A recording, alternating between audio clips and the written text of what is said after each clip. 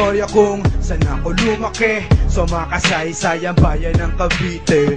Dito marami ang mga katulad ko, lahing matatapang at dugong matatalino. Ito ang istorya kung saan ako lumaki, sa makasaysayan bayan ng Cavite.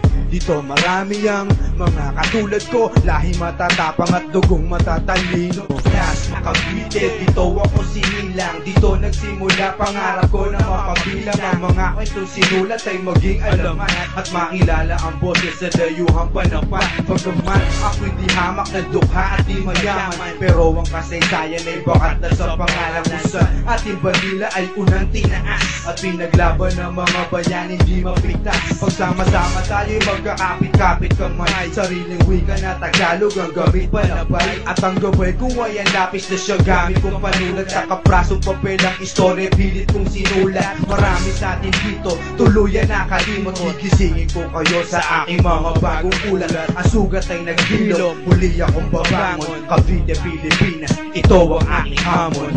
Ito ang istorya kung saan ako lumaki, sa makasaysayan bayan ng Cavite. Dito marami ang mga katulad ko, lahing matatapang at dugong matatalino.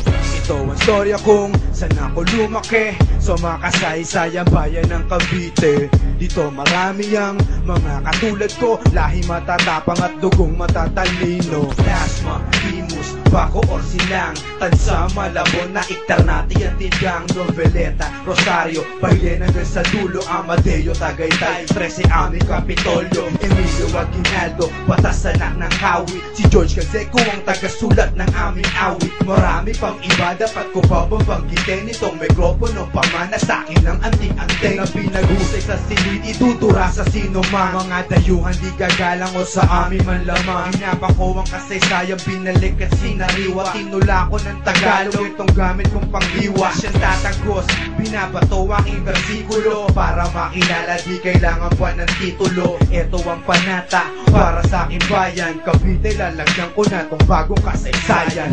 Ito ang istorya kung saan ako lumaki, sa makasaysayan bayan ng Cavite. Dito marami ang mga katulad ko, lahing matatapang at dugong matatalino.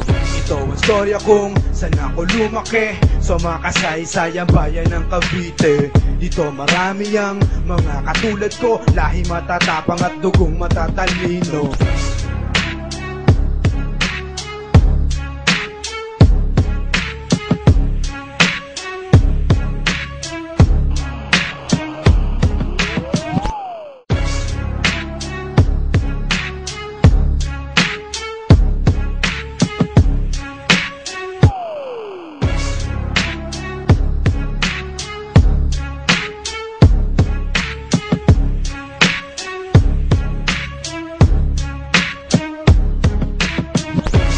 Istorya kung saan ako lumaki, sa makasaysayan bayan ng Cavite. Dito marami ang mga katulad ko, lahing matatapang at dugong matatalino.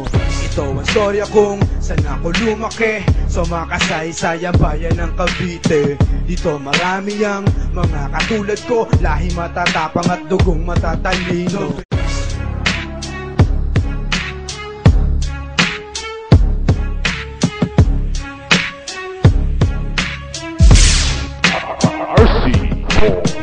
Ito ang istorya kung saan ako lumaki, sa